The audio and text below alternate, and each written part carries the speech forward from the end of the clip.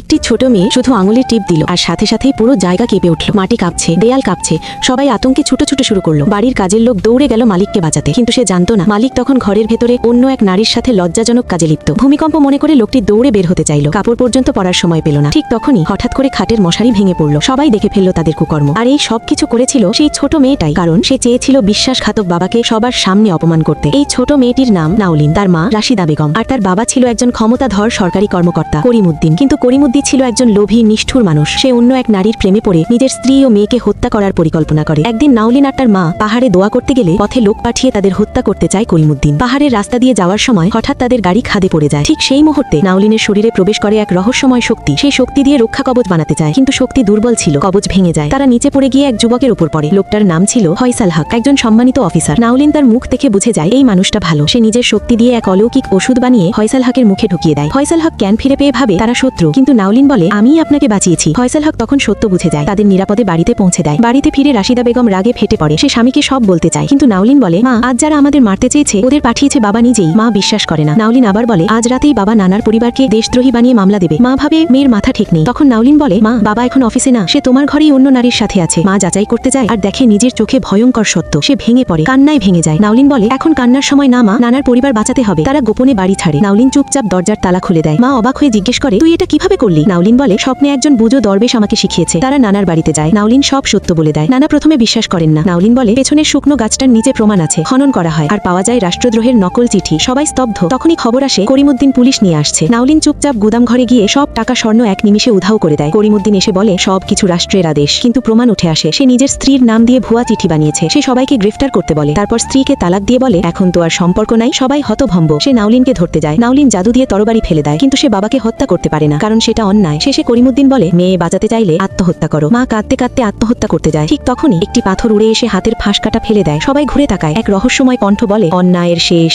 আজ এখানেই।